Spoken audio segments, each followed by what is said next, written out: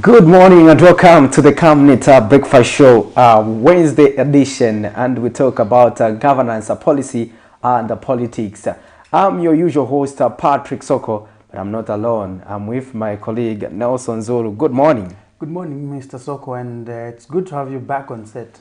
Yesterday we had the unfamiliar voice, but familiar. How was the unfamiliar yesterday? The unfamiliar face, but familiar voice that has been in the background for some time. In Vincent Peary. Vincent Peary. From Vubwi. From Vubwi, all the way from Vubwi. So you can imagine we had the Vubwi experience and everything. But it was nice from my end. I think I enjoyed the company. Indeed, we are going to keep it positive, just like Miriam Kayamba say. It is a positive Wednesday, and we get to give you that message that in whatever you are doing, you need to make sure that you keep it positive, because at the end of the day, it is a right attitude and the right mindset that is going to help you sort out all those problems that you may be encountering. And it is the right attitude that is going to help you excel in everything that you do. So let us always remember to keep it positive. And today, Nelson and I are saying it is a positive Wednesday. But we just get started on the Camnet Breakfast Show. We're going to go straight into our first segment, which is the Health Corner with Dr. Nakubiana Mufaya. Keep it on Camnet TV, not just another channel.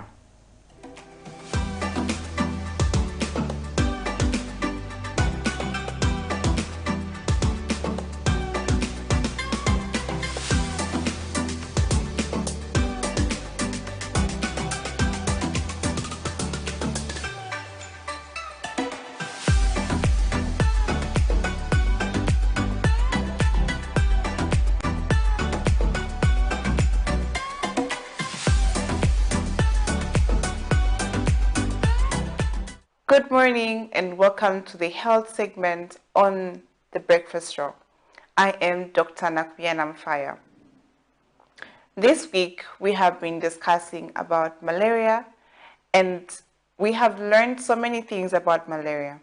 Some of the things we have learned include that malaria is caused by a parasite that is spread by mosquitoes, and this parasite can cause so many things in the body to be affected. And some of the symptoms that malaria presents with is headache, fever, nausea, vomiting, weakness, body pains, body malaise, and all these symptoms can affect people of all age groups.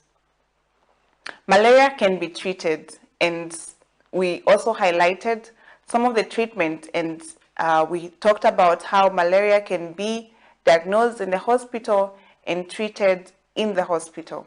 We also talked about some of the complications of malaria.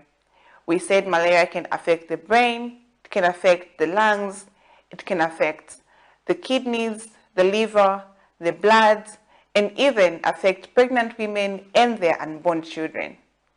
So today we want to talk about how you can prevent yourself from getting malaria.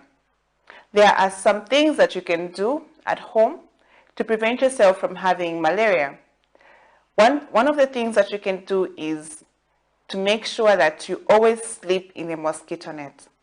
It's important that you get treated mosquito nets to sleep in at home and prevent yourself from getting mosquito bites.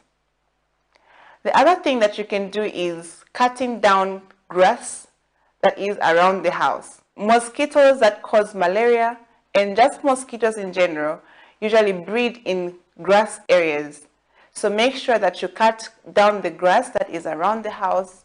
The other thing that can be done is to make sure that you fill places that have water with sand to prevent mosquitoes from breeding in those places, because mosquitoes can breed in dumpy areas. So make sure that you cover the dumpy areas with some sand if you're able to. The other thing that you can do at home is to make sure that you close all your windows in good time in the evening to prevent mosquitoes from getting into the house that can cause malaria. If you are going out in a camp, make sure that you carry some mosquito repellent and apply some repellent in the exposed areas on your body so that you can prevent mosquitoes from biting you.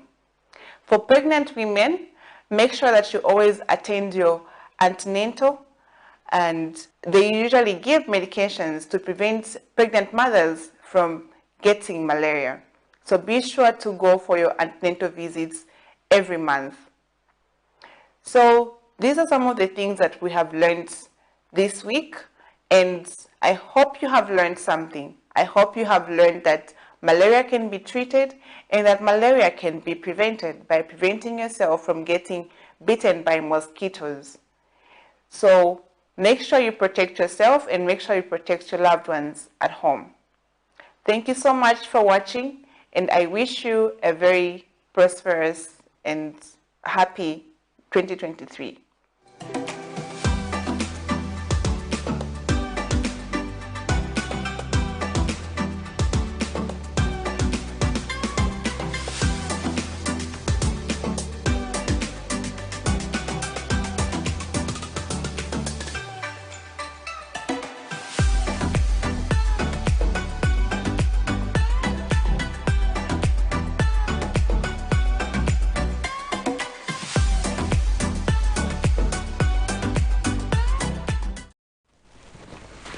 Welcome back. Thank you for staying with us on the Camnet Breakfast Show. That was our first segment there, the Health Corner with Dr. Nakubiana Mufaya. And as always, we do advise that you can also recommend some of the subjects that you'd want our doctors to look at pertaining to health. And as we know that a healthy nation is a wealthy nation. So we have to make sure that we prioritize health at all times. Let's have a look at how the kwacha is faring this morning.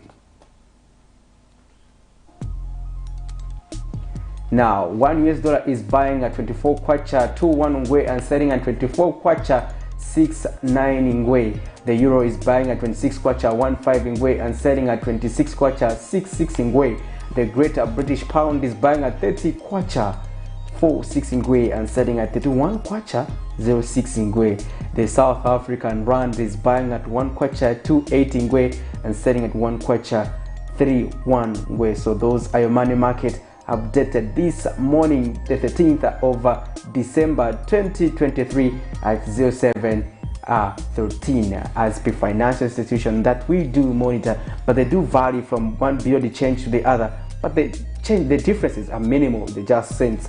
But that's how the kwacha is misbehaving if you look at it. So if you see, we are talking about 24 and trying to move as quick as heading to 25. Yeah, yesterday I was having a conversation with Vincent over the same. I think we are trading at 24 kwacha 50 ngwe.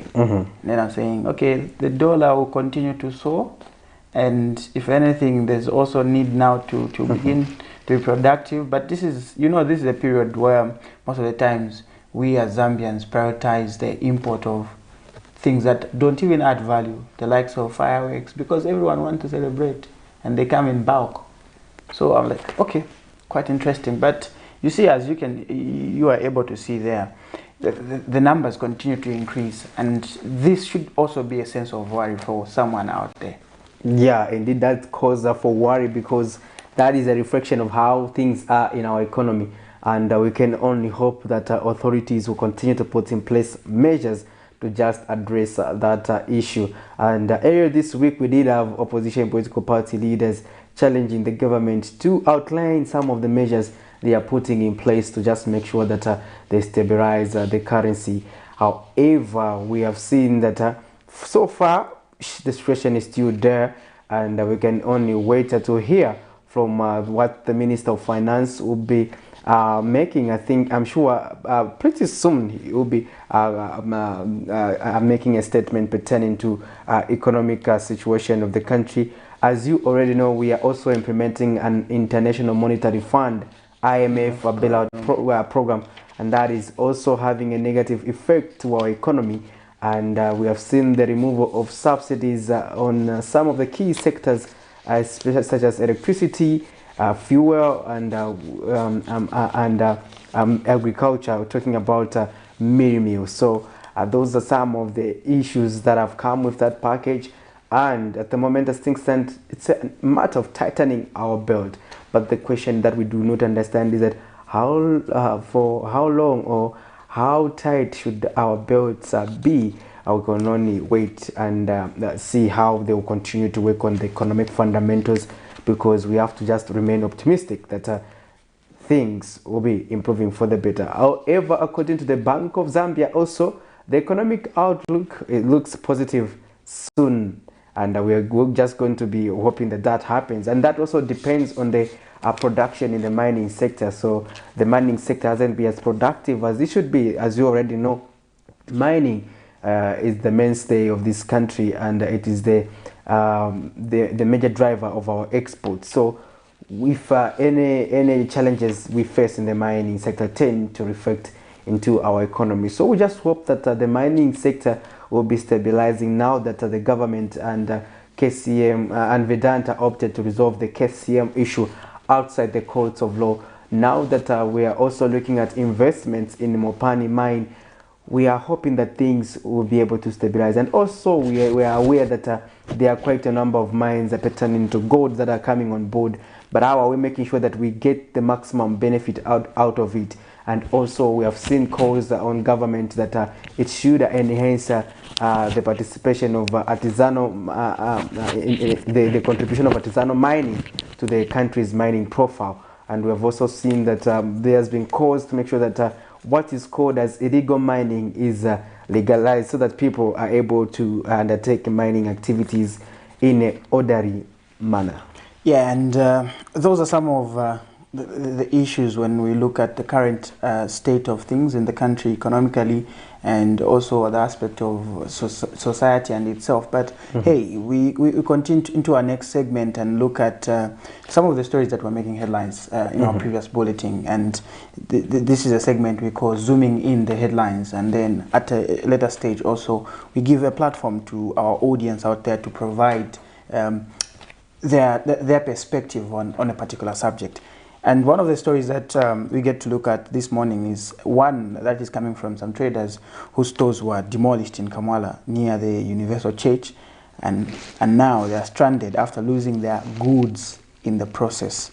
The traders who spoke on condition of anonymity say they've been to the civic center where they were told their goods were secured but could not locate anything.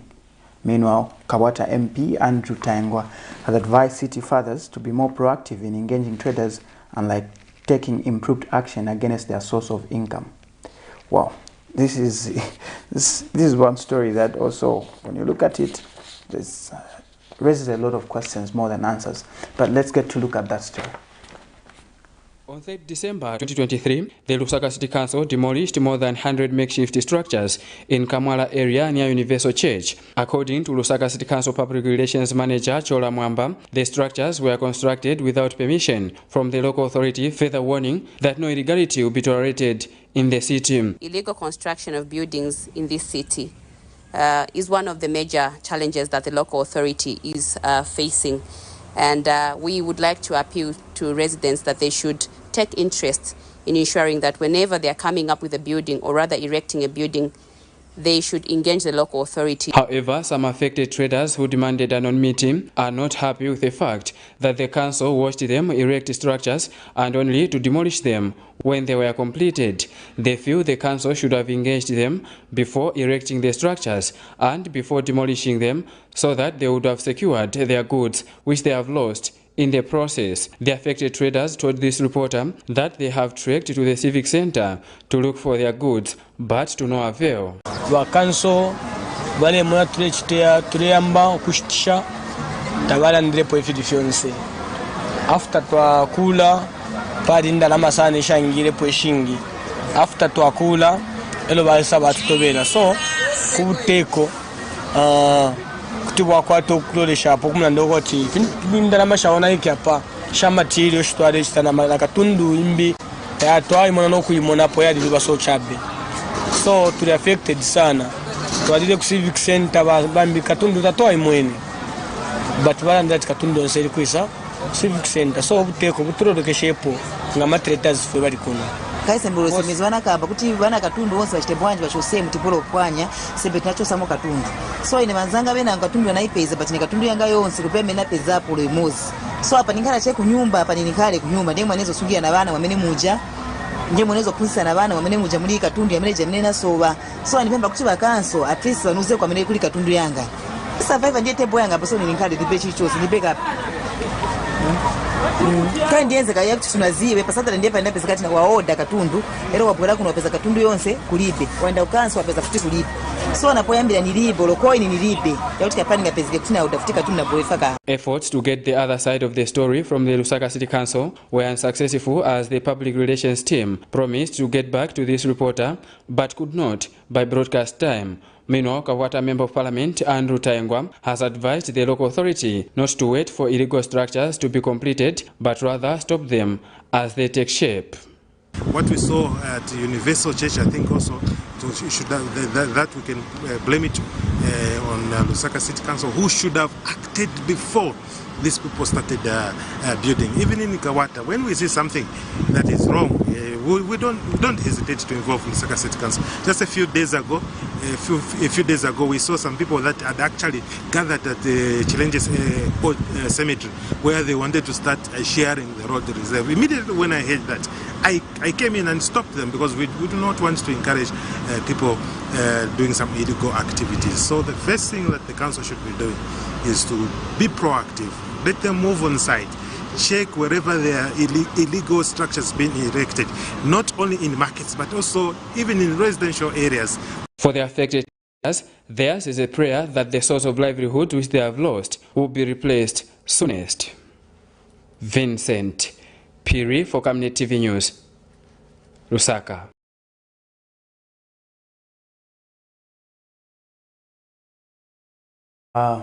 Markets really have been very topical in Zambia, and most of those that you're going to have conversations with, they'll tell you to say, you know, I acquired this piece of land where I'm trading from this person, and I was told to pay this much.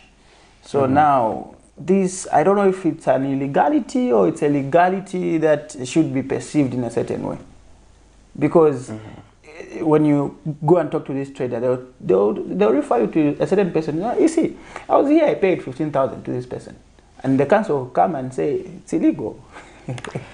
Yeah, true to that. But you see, what is happening is that I think the lack of proactivity on the part of the council is also what is bleeding illegality. You know, there's what we call informal setups. Informal setups come up because as a result of people trying to find means to survive. So people always identify the needs and the gaps that are existing within the system.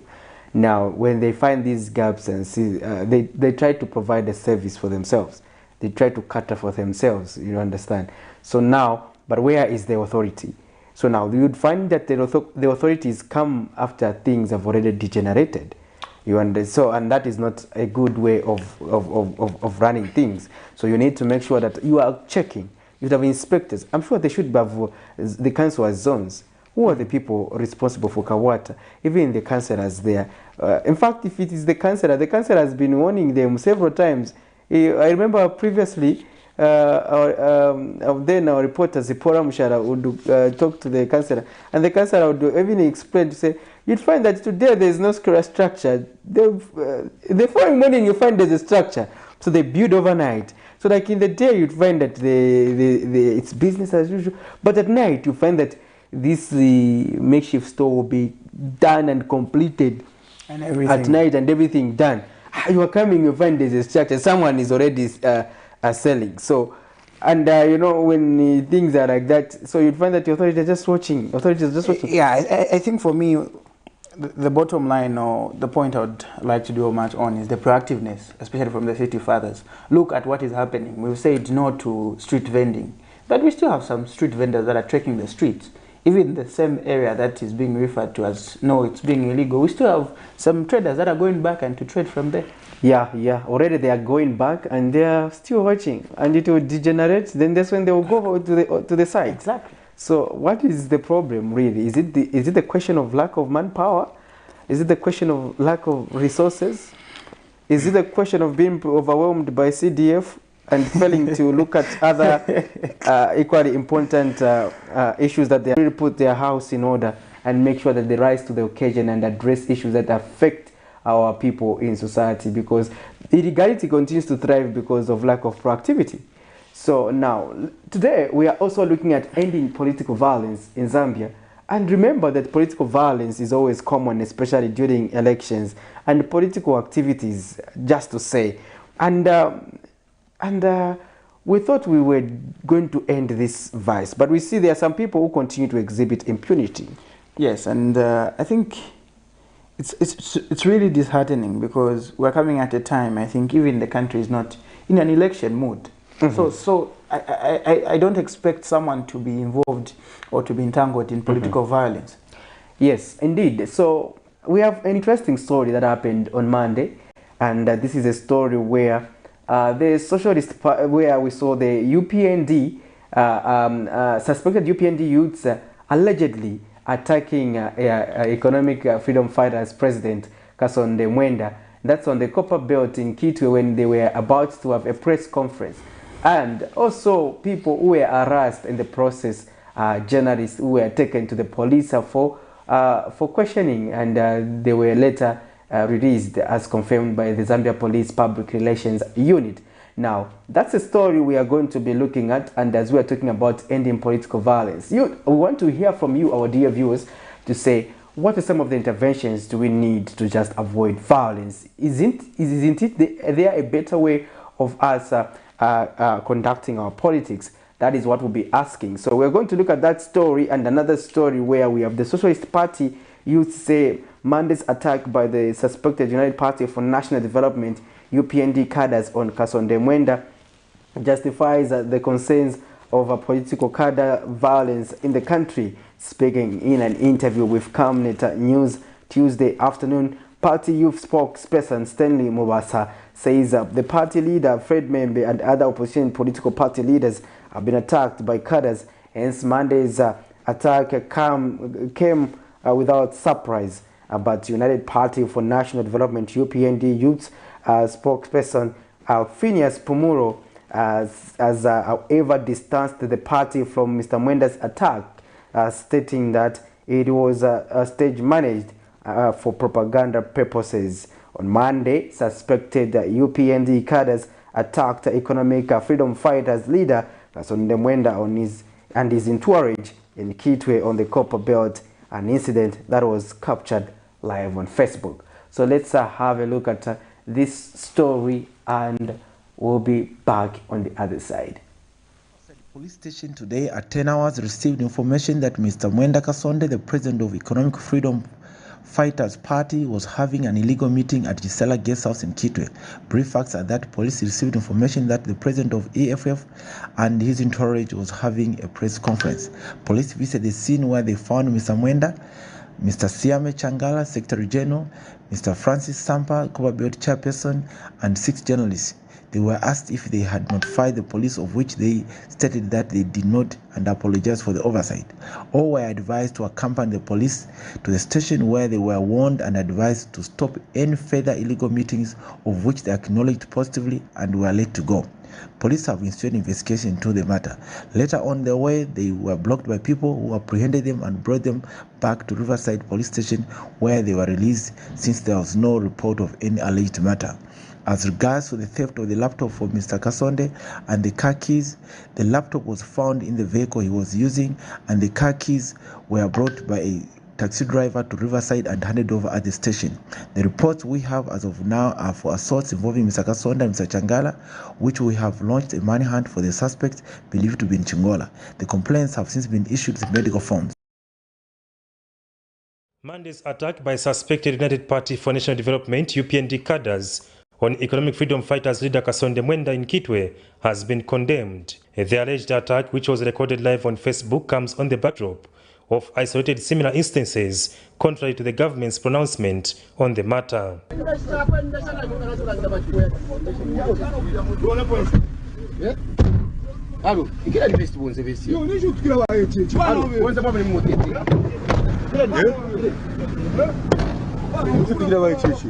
Reacting to the incident, Socialist Party Youth spokesperson Stanley Mbasa says the attack was obvious.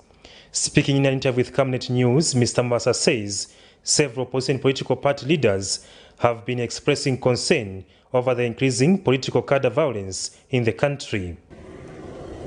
We expected that this would be. Cadreism is rampant. It is all over. We in the opposition are being abused. We are being denied an opportunity to assemble and interact with the people. And sometimes even before you receive police officers to try and block you, you are met with harsh situations where cadres take charge and threaten you. Sometimes you are beaten. The UPND youth leadership, through spokesperson Phineas Pumulo, has however labeled the alleged attack on Mr. Mwenda a staged propaganda aimed at gaining political mileage. It's very unfortunate that the opposition, they did their own stage managed act and they're trying to blame that on UPND youths. The question that the Zambian people must ask the said opposition leader, how did he know, how did he identify that those were UPND cadres? This is what we have been talking about, that they have got no issues to tell the Zambian people. All they can do is spread falsehood and propaganda. Zambia police spokesperson Leah Monga Monday confirmed that Mr. Mwenda was apprehended by unknown people and taken to Riverside Police in Kitwe after he had earlier accompanied police to the station in connection to holding a press briefing without notifying the police. For Camnet TV News, Afias Kaptula, Lusaka.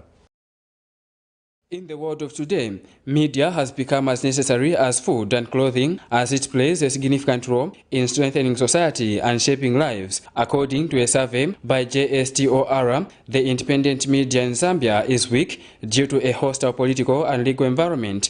Among other factors, the country has recorded isolated cases of harassment of journalists, and this has concerned stakeholders like Media Institute of Southern Africa, MISA Zambia. In a statement, MISA Zambia chairperson Lauren Chisanga has advised the police to treat the media as a stakeholder in the nation's development, and that all government leaders, police personnel, and political cadres must maintain freedom of expression and respect for the media. Media Liaison Committee chairperson Ernest Chanda has called on the Minister of Home Affairs and Internal Security, Jack Mwimbu, to tame his officers and tell them the importance of having journalists operate under a free environment. Do not know how the presence of journalists could be linked to politics.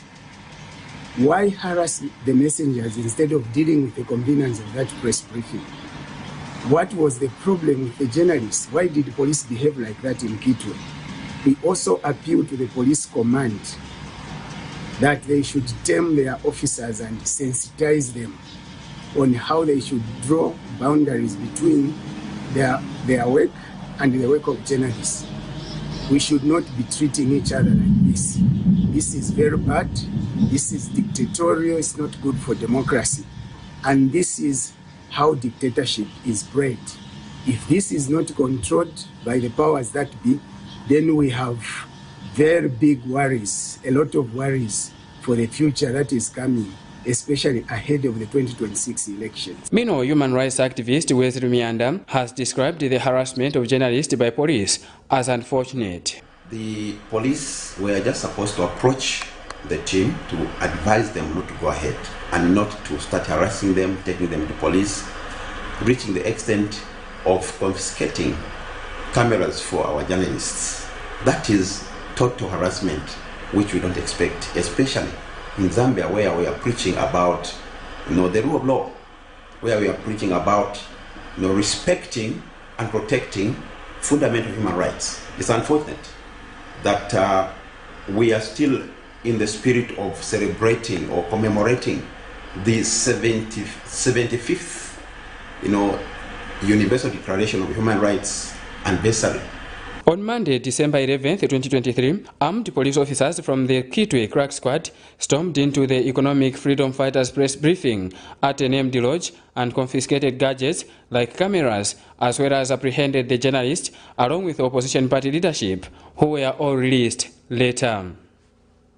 Vincent Piri for Camnet TV News, Lusaka. Well, there you have it. Those are the stories that are emanating from that incident pertaining to the violence that was seen on the Copper Belt. And today our topic is themed ending political violence. In case you have your perspective pertaining to the subject, would like to hear from you and give us your comment and contribution on the program, and we'll be glad to hear from you, our dear viewers, wherever you may be this time of the moment. Yeah, and hopefully also people just get to also like be objective on this issue. I think, in all honesty, why should you harass someone? I'm in my line of duty, I'm filming, and then you get my equipment, you lock me up, you even allegedly delete footage. For me, I think, anyway, for Lusaka, I think things have slightly improved in terms of the media-police relations. I do see, especially when we have political activities, we usually liaise with police officers to also indicate, say, this is we are covering this assignment, but which one is our safe zones and where should we operate from? Yeah. Those are some of the activities, and the police, especially the public relations unit, those are our partners, they are our colleagues. So every time there's such a thing, and you know, sad enough for our colleagues, such events, they don't even have a public relations officer from Kitwe. So now it is difficult, but here you can be able to run to Mr. Ray Amonga and tell him, say, sir, I'm actually here and I'm covering this, and you'll be able to say, okay, you will be able to even address officers most of the times, Mr. Chilabi and Mr. Mwari. Yes, you'll be able to engage them and say, sir, we are here together here. You are working, we understand, but also we want to work here, and we'll be advised on what to do to be safe during if there's any confusion, you understand. Yeah. But for our colleagues, they are just confronted, probably maybe confronted by just recruits who are just being recruited into the system recently. So you can be confronted by those, you understand, and they don't even understand the guidelines and regulations that guide us as the media, and the boundaries that they have as the police. Some of them don't even know, you understand. But at least sometimes on our side, when we're dealing with senior officials, sometimes also to be safe, talking about a journalist, is to also, when you are confronted by the police, also seek an audience with someone who is in charge of the delegation of the police, and explain to them. Then if you explain to them, see if they understand. If they don't understand, but you would have done the right thing by explaining to them, to say, us, we are just messengers, we are here to cover this event, and we have nothing to do with its organization and the people involved, you understand. So now our concern is that we are talking about access to information, and we've seen that the UPND administration has committed to enact the access to information bill into law. And the access to information seeks to curtail most of the barriers that hinder people from accessing information. You can imagine if a messenger has their camera broken, beaten, how do they give people the information that they are waiting for? So it becomes difficult. So no wonder we've been advocating for this ATI law to come to fruition. But time and again, Nelson, we are taken aback, because you'd find that we are always talking about the same things that continue to undermine our democracy. So now we are talking about access to information. That is evidence enough of the government seeking transparency and accountability. And I do not see why some people would feel uncomfortable if some people want to have a meeting or have a press conference. Why should they be uncomfortable? You understand? So there's also, even as we talk about the access to information, we also need to be committing to some of the aspects, like commitments to making sure that we also observe tolerance. You know, tolerance is important in democracy, you know, because what I have come to learn and understand and believe in is that democracy is about tolerating the views that you don't like from someone you might not like.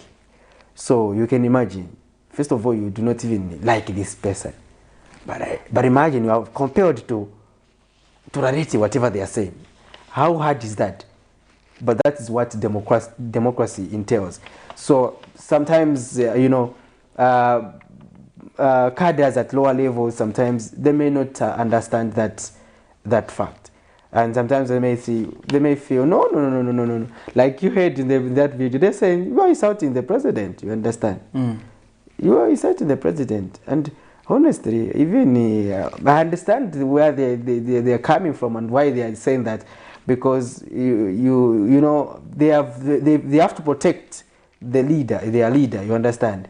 Like if you're a cadre or something, just like me, I'm a cadre of journalism, and I'm protecting my colleagues, and I have to speak for my colleagues at all times, because violence against journalists somewhere is violence against all journalists everywhere, you understand? So we always also have to protect ourselves. But again, sometimes, it's a question of, sometimes these political party leaders, they come out strong and they are talking, and this kind the cadres are saying, so this person is talking about our person. And what do they think they are? You understand? That's that kind of thinking. So they feel, no. What put our hands and do something.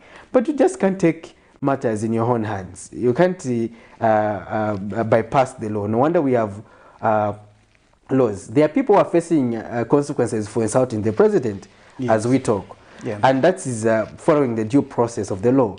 Nelson, you just can't wake up and start beating up people because you feel they have committed crimes. So that is something that we need to always be cognizant of, that you cannot take matters in your own hands. Let the police do their job.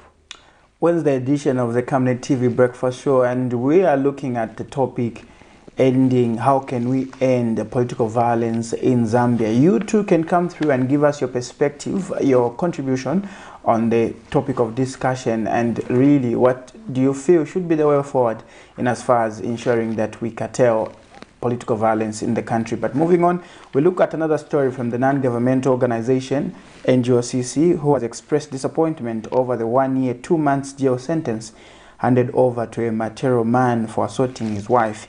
The Lusaka magistrate Monday handed Baxon Danga a 14-month sentence for occasioning actual bodily harm on his wife in an incident which was captured on a video.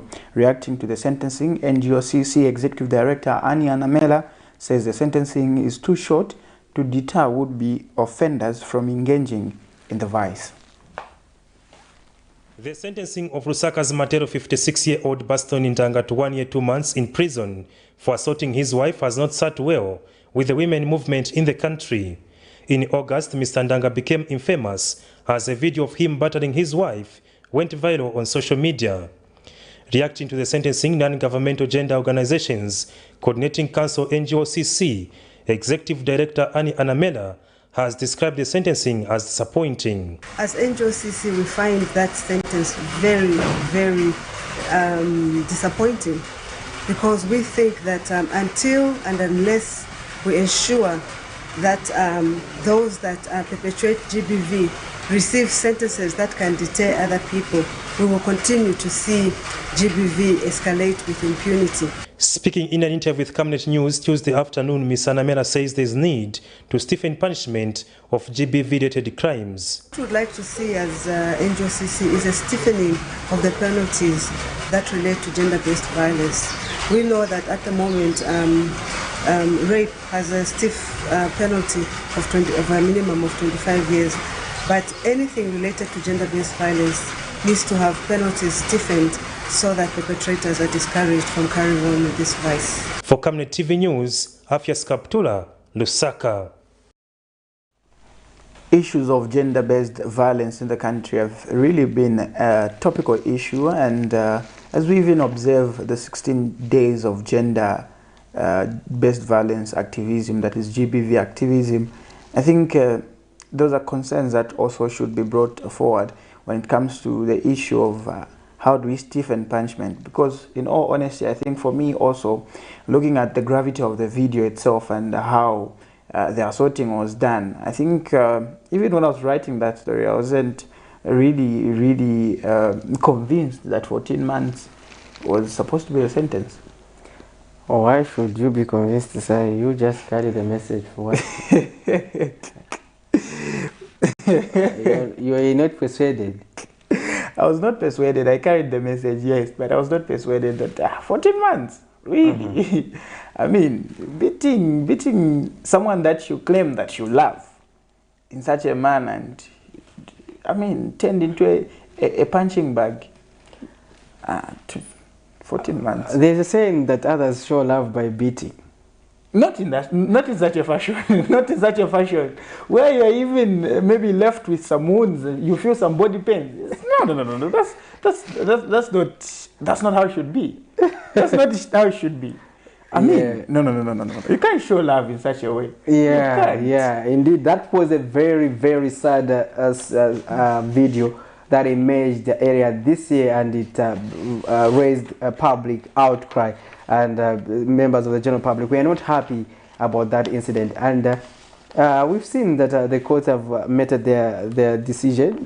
They have handed the man a 1 year, 2 months sentence. And we see that at least there's something, you know. Other cases, do you know where they end? They end at so yes, we're withdrawing. Yes, I've forgiven my husband, or I've forgiven my wife. And yes, it's a done deal. So for me, I feel it is still something, and it means that we are heading somewhere. Yeah, because most of cases people would say, no, he's a breadwinner, so where am I going to survive? You know, again, when we look at those things, so now that woman, we don't know how she's surviving. We don't know whether the man was the same breadwinner. But who is going to take care of her? Those are some of the things sometimes we have tended to overlook in the whole issue.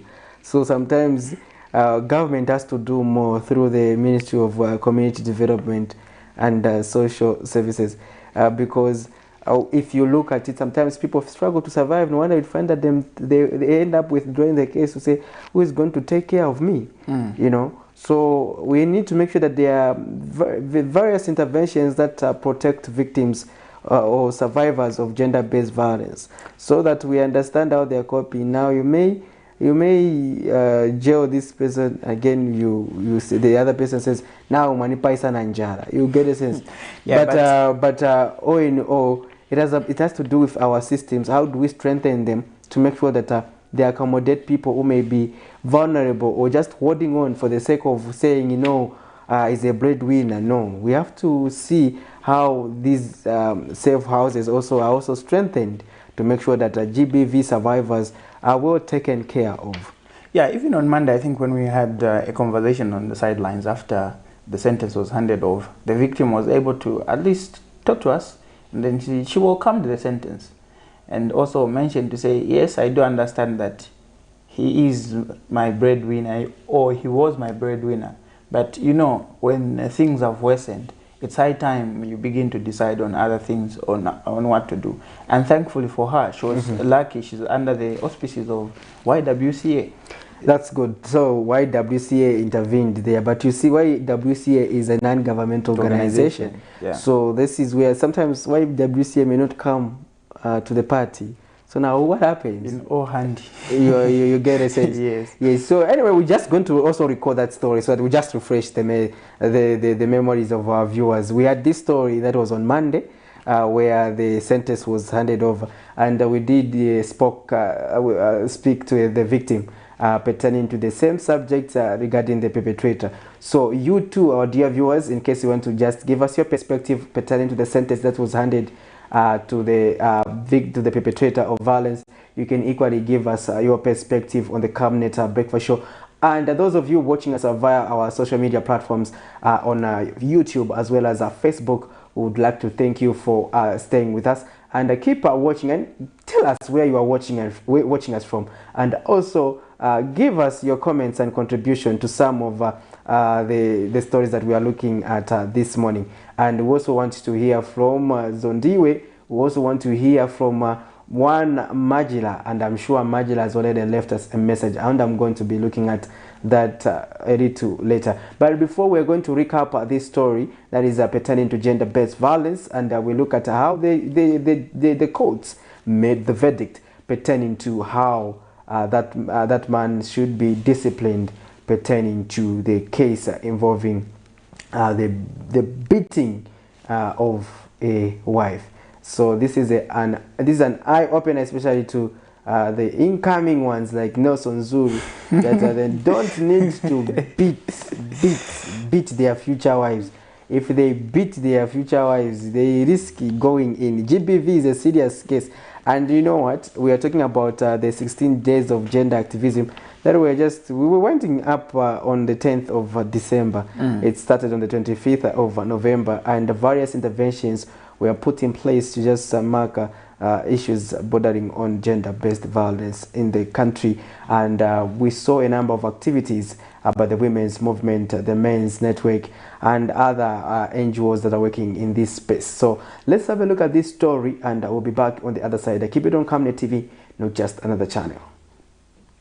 This year in August, social media was taken by storm when a video of a man allegedly beating his wife went viral, leaving the country gripped with emotions. The action of 56-year-old Buxton Danga of the Sakas Matero compound sparked public debate while relevant government institutions took action. Monday, 11th December 2023, Lusaka Magistrate Kawama Mwamfuli sentenced the unprofessional karate man to 14 months in prison for assaulting, occasioning actual bodily harm on his wife, Rachel Nkosi. Earlier during the court proceeding, wife to the convict testified that on August 8, 2023, around 10 hours, she was beaten by the convict for asking why the convict had spent a night away from home.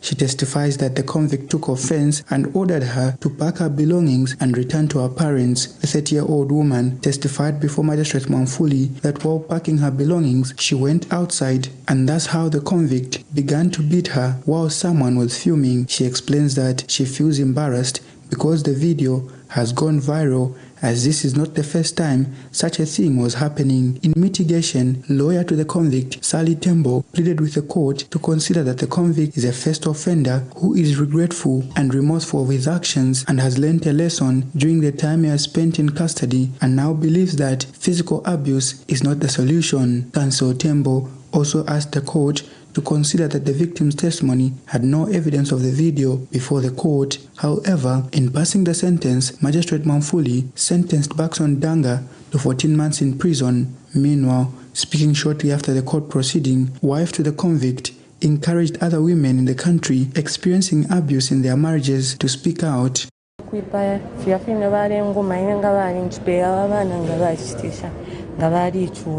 So at least kuna nkano ko babatwera maezi ya nono barafuma fe bati barasambirira kwipa fyafine bare ngoma inga bari nchipeya abana ngabachitisha ngabari chura. So at least kuna nkano ko babatwera maezi ya nono barafuma fe bati barasambirira so bana mayo bari chitape fine. Going forward, she now intends to be an ambassador of gender-based violence in the country. Nelson Zulu for Camnet News, Lusaka.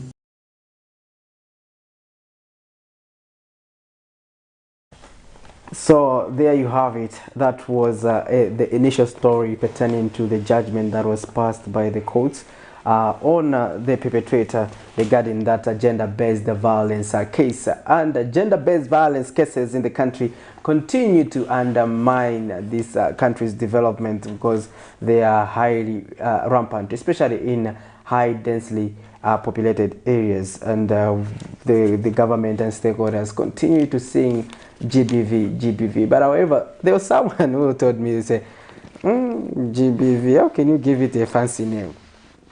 Oh yeah, I remember that story we did in sounds fancy. Yes. How do you give it GBV? And then there was also a complaint that, you know, the way it is like gender-based violence, it is more like it's just attached to women and girls.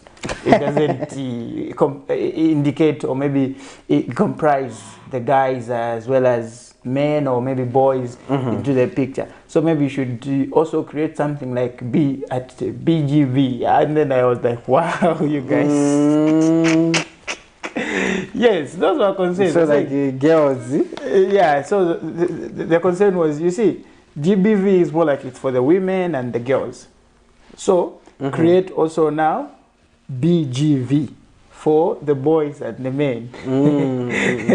That analysis also. Let's also look at some of the stories that were coming from the courts. Yeah, some of the stories that were coming from the court, I know for a fact that the infights between the former ruling party, Patriotic Front, continue to deepen. And one of the stories that we had at court yesterday and continues today is that of the Magistrate Court dismissing the case in which Opposition Patriotic Front Faction Secretary General Raphael Nakachinda sought to privately prosecute Mao Sampa and Morgan Ngona against the offense of perjury and forgery. Magistrate Kigan Litia ruled that the matter stands dismissed as the court could not overturn its earlier decision. However, lawyer of the complainant, Jonas Zimba, applied for the court to refer the matter to the Constitutional Court for interpretation. Lawyer Zimba alleges that it will be difficult for his clients to have a fair trial when Mr. Sampa alleged that the Director of Public Prosecution, Mr. Gilbert Piri, is his friend. Let's have a look at that story. The battle line has been set. Courts are now grounds for wrangles which have rocked the former ruling Patriotic Front. Lusaka Magistrate Kigan Litia has dismissed the earlier application made by PF Faction Secretary General Raphael Nakachinda on grounds that the court has gone through the law but there is no prescription to overturn the earlier decision. The decision of the court follows the DPP refusing to have the matter privately prosecuted. Meanwhile, defense lawyer Jonas Zimba made an application to refer the matter to the Constitutional Court, for the court did not have the authority to prosecute the matter. Mr. Zimba contends that the decision of the court stems from a letter under the hands of the DPP declining to grant consent, and argues that during debates in Parliament on 15th December 2023, Mr. Mao Sampa allegedly indicated that the DPP is his personal friend and lawyer. The lawyer questions whether it is proper and if his clients will be guaranteed a fair trial for the DPP to act in the manner he did. Mr. Zimba submits that the DPP wrote a letter declining to grant consent in a matter involving private prosecution, and indicates that the first accused confirmed that the DPP is his personal friend and lawyer, which he alleges to be vexatious for the complainant to have a free and fair trial. In the last sitting, the defense lawyer asked the court to stay the proceedings and invite the DPP to prosecute the matter or enter and all the prosecute. But in a letter to Mr. Nakachinda's lawyer, the DPP declined to grant consent for private prosecution on grounds that there were currently civil proceedings in the Lusaka High Court bearing the same subject matter. In this matter, Mao Sampa and Morgan Ngona are facing 4 counts of perjury, attempting to commit an offense, and forgery. It is alleged that Mao Sampa on October 26, 2023, swore and filed an affidavit in the High Court purporting that he is president of the Patriotic Front, when in fact not. Other allegations are that Sampa on the same day swore and filed an affidavit in the High Court with an exhibit of a letter purporting that the said letter dated October 25, 2023 and delivered to the Registrar of Societies was issued by the Patriotic Front Secretary General, when in fact not. In count 3, whilst acting together with other persons unknown on October 25, 2023, the accused did attempt to change office bearers at the Registrar of Societies by presenting a list of the said office bearers when they had no authority. In count 4, Sampa and Ngona, whilst acting together with other persons unknown on October 25th this year, did make an alleged false document termed Minutes of the Extraordinary General Conference held on October 24, 2023, purporting that it was issued by the Patriotic Front, when in fact not. Magistrate Litia has adjourned the matter to Wednesday, 23rd December 2023. Nelson Zulu for Camnet News, Lusaka. A state witness from the Ministry of Finance and National Planning has testified before Lusaka Magistrate Faide Samaundu that former Lusaka Province Minister Bowman Lusambo earned a gross salary of 5,052,318 kwacha from September 2016 to May 2021. Morgan Mwanza, a senior accountant, told the court that, according to the schedule of earnings, he was requested to provide the earnings of the Lusaka Province Minister from 2016 to 2021. Mwanza testifies that the summary of the earnings of Mr. Lusambo was made available by accessing the Payroll Management and Establishment Control (PEMIC), which disclosed that the former Lusaka minister from May 2016 to September 2021 earned a gross salary of 5,052,318 kwacha, 109,069 kwacha as travel benefits, 1,020,000 as household loan, and 170,951 kwacha as settling allowance. When asked the total amount, the senior accountant disclosed that about 3.8 million kwacha was earned. But in cross-examination, when asked if the allowances Mr. Lusambo earned before he was transferred to Lusaka from Copperbelt province and his upkeep allowances were also indicated, the witness responded that he was not sure. When asked about the number of local and international trips the accused undertook between 2016 and 2021, the witness responded that he was not sure. Still in cross-examination, defense lawyer Nkula Bota asked the witness if he agreed that the report had missing information and that the report did not take into account how the money was utilized by the accused. In response, the state witness agreed. In this matter, Mr. Lusambo and his wife pleaded not guilty to 10 counts of corrupt acquisition of public property, possession of property suspected of being proceeds of crime, tax evasion, and conspiracy to defraud. Trial in this matter continues on 20th and 22nd of February 2024. Nelson Zulu for Camnet News, Lusaka.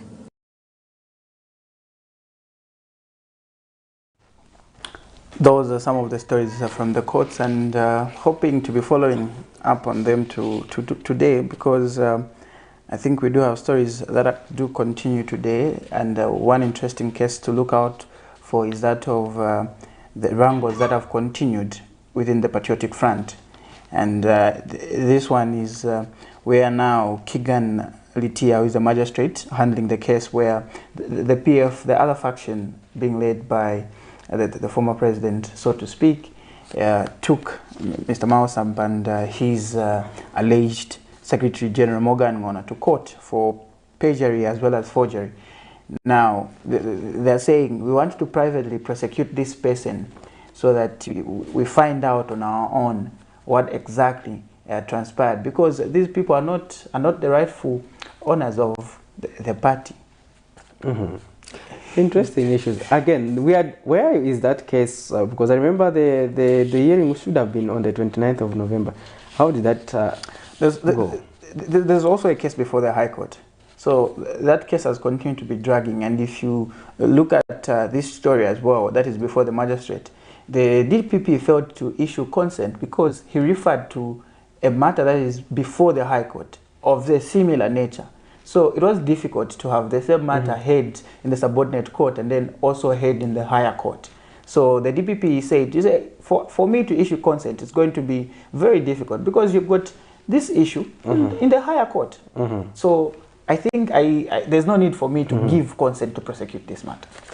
Oh, I see. So those are some of the issues that are coming from the courts, and we hope that will give us an update pertaining to those issues as they unfold.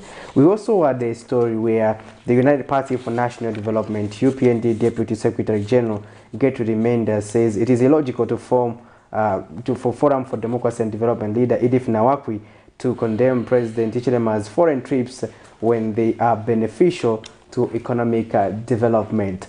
Recently, Ms. Nawakwi suggested that President Hakainde Hichilema is traveling too much like a butterfly, even at a time when the country is confronted with serious social and economic problems. The FDD leader contended that the cost of living is beyond the reach of many average citizens with double-digit inflation and a staggering kwacha, and so the head of state would have been spending more time to provide local solutions around around enhancing agricultural productivity. But Ms. Menda says is of the view that President Hichilema is traveling to solicit foreign direct investments, adding that soon the challenges the country is facing will be a thing of the past.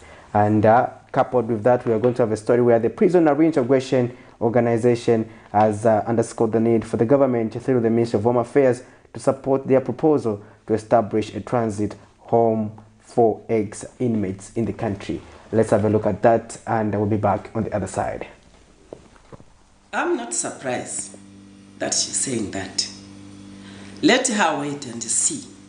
Because when these things are going to pay dividends, President Hakainde, when he's traveling, he meets investors, he meets cooperating partners, he meets business community, and so on, so that investments can come to Zambia. Let me ask you a question. In the whole, you find that there's hunger, and you say, let me get this little money that we have a choice. This little money that I have, I'm going to buy seed so that I can go and plant, so that in the future we will not continue with this hunger.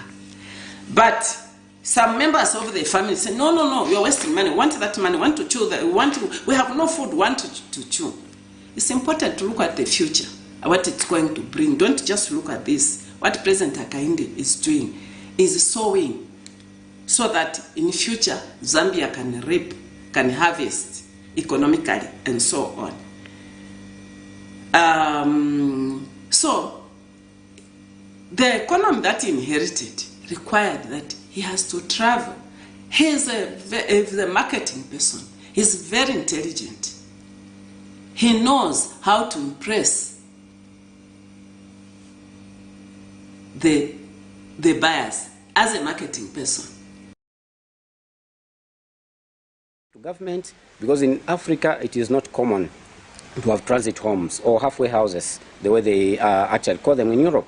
So we started this with our own resources, meager resources, but it is not sustaining because we started renting, and we have felt that let's apply for land in Chongwe to the Royal Highness Chieftainess Mukamambo Komesha.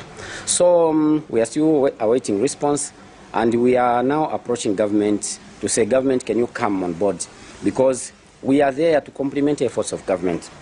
Civil society organizations are there to complement efforts of government. So what we have done through the transit home thing is just to sell the idea to government, to say this is workable. What do we want to achieve?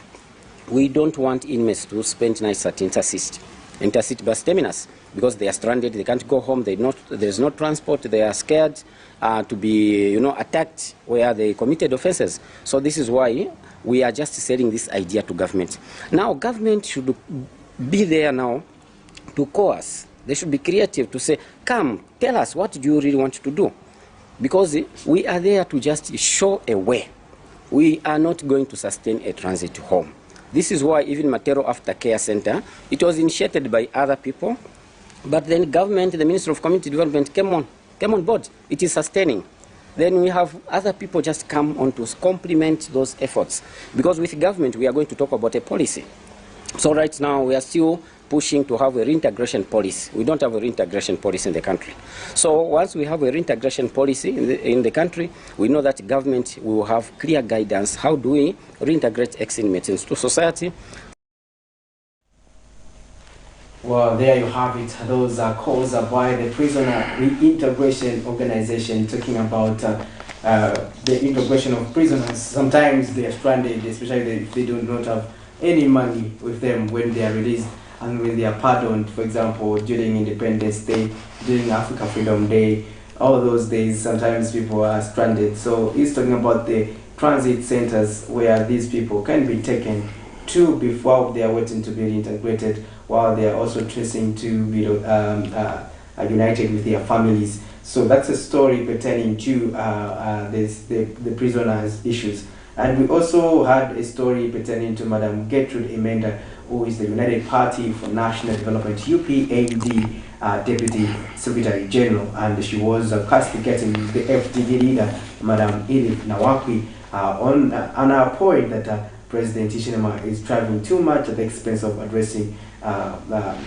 challenges that are affecting the country. And Madam Emenda was categorical in stating that the head of state is making those trips because he wants to make sure that the country is attractive to foreign investment, and he wants to make sure that more investors come into the country so that they can be able to invest and be able to create jobs locally. So, and based on his skill as the chief marketing officer of this country, the head of state has an opportunity to interact with various players so that they can come to the country and invest.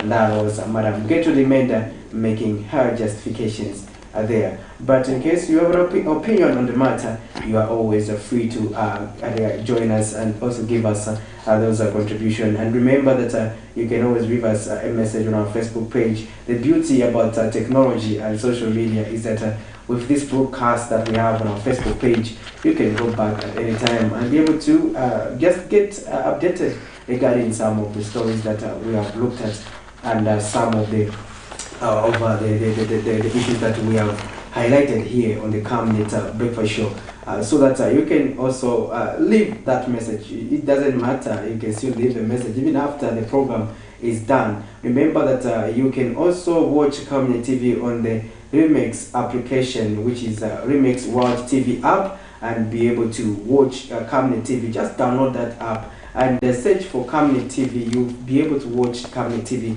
wherever you may be here. And also remember that our Facebook page and YouTube page are equally active. And remember, we are also on TikTok in case you want to catch Camnet TV stories on TikTok. We do upload some of the stories on TikTok. So those are some of the platforms that you can watch Camnet TV on. And remember, that's besides the formal channels we have, which are on DSTV channel 274, on GoTV channel 25, as well as on Topstar channel 106 for Lusaka only.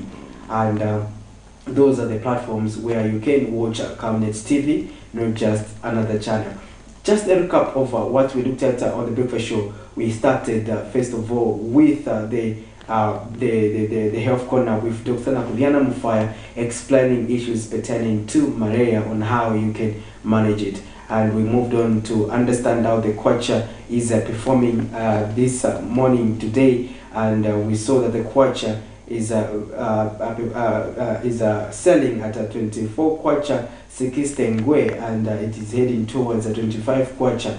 And we did made analysis pertaining to that, and looking at how the kwacha has been. So the kwacha has been not stable, especially halfway of this year. It has been misbehaving because in some time back it was actually stable, even reaching as good as 16, 17. Yes. But now it is going to 24, something that is not so detrimental to our affairs as a country. And we've seen that others have been actually making comparisons to say, well, things were like this previously, things were like that. Yeah, all those. But anyway, everyone is entitled to their opinion and is subject to their own analysis. If it calls for them to call for a calculator, so be it. But even before we even come to wrap the Wednesday edition of the Breakfast Show, we also get to look at a comment from our usual follower, Kingsley Majila from the sweetest town of Mazabuga. He was saying, Mr. Soko, I missed you yesterday. You were missed by someone. You are not here. So his contribution also indicates that, you see, guys, 14 months, it's not enough. You were supposed to be given 5 years in prison. And that is in reference to the story that we played on gender-based violence, where we saw the Lusaka Magistrate Court sentencing that man to 14 months imprisonment. However, many stakeholders feel the judgment was too lenient, and they feel the perpetrator deserved more. But I understand that there are many factors also the court does look at. Yes. Sometimes the court does look at to say, the man is a first offender. First offender, yes. And again, in his plea, he also probably made say, I want to come back and also take care of my family. I'm a family man. So when the court are making a verdict, they also consider that, and nowadays we also have correctional facilities. We do not have prisons. Yes. So these facilities are meant to reform people. So within that 1 year, 2 months, there's an anticipation that it may be reformed.